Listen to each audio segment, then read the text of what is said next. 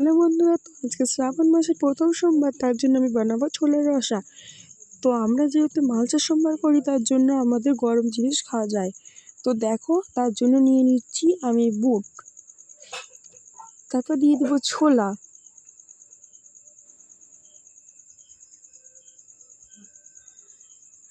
এবার দিয়ে দেবো পরিমাণ মতন জল। আমরা এখানে 2 মগ জল ব্যবহার করেছি। আপনারা যদি ছোলা ও বুটের পরিমাণটা বেশি থাকে, তাহলে আরও বেশি করে জল ব্যবহার করতে পারো। এবার দিয়ে দেবো আমরা সন্দক নুন 2 চামচ।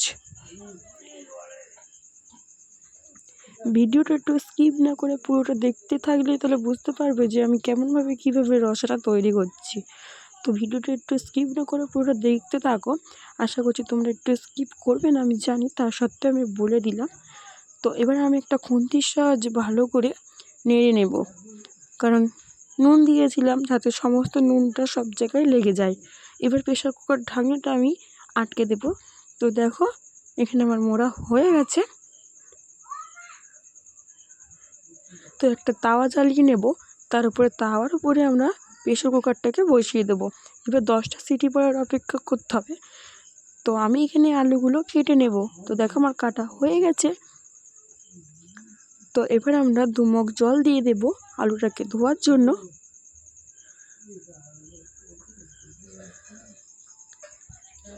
তো আমি ভালো করে হাত দিয়ে আলুটাকে রগড়ে ধুয়ে নেব।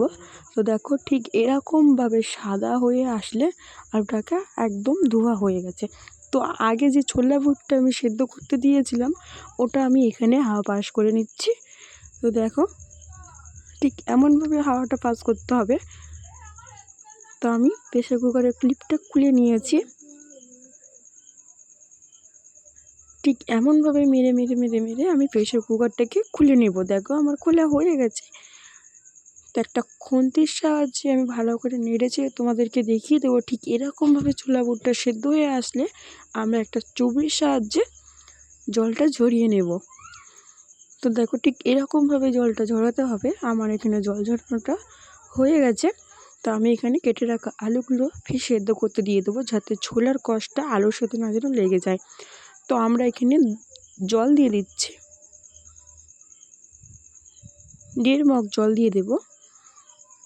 এবার খুন্তির সাহায্যে আবারও এরকম সেমভাবে নেড়ে নেব, দিয়ে প্রেশার কুকারের ঢাকনাটা আবারও এমন লাগিয়ে নেব। তো দেখো, লাগানো হয়ে গেছে। আমি এখানে ক্লিপটা আটকিয়ে দেবো।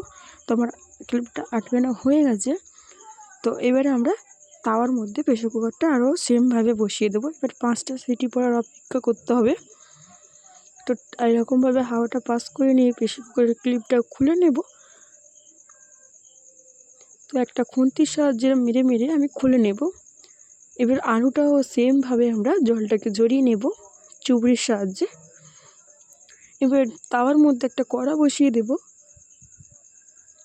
এবার দিয়ে দেবো সামান্য ঘি। এবার দিয়ে দেবো কেটে রাখা কাঁচা লঙ্কা। লঙ্কাটা ভাজা ভাজা হয়ে আসলে দিয়ে দেবো আলু। দেখতেই পাচ্ছ, আলুগুলো একটু লাল লাল হয়ে গেছে। সেদ্ধ করে রাখা ছোলাগুলো দিয়ে দিলাম, ভালো করে মিক্স করে নেব। এবার দিয়ে দেবো সন্দক নুন।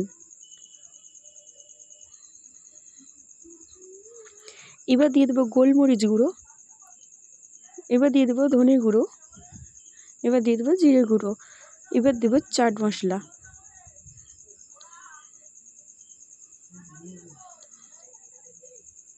তো সব কিছু দিয়ে আমরা আবারও ভালো করে মিক্সড করে নেব, যাতে মশলাটা সব জায়গায় ছড়িয়ে যায়।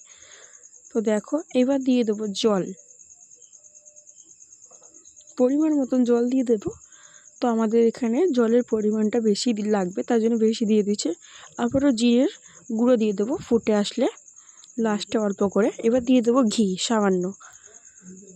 সব শেষে ফোটা হয়ে গেলে এবার আমরা তাওয়াটা বন্ধ করে দেব। দেখো, তরকারির কালারটা ঠিক এমন হয়েছে। এবার আমরা নামিয়ে নেব। দেখো, একটা পাত্রের মধ্যে ঠিক আমরা এরকমভাবেই নামিয়ে নিয়েছি।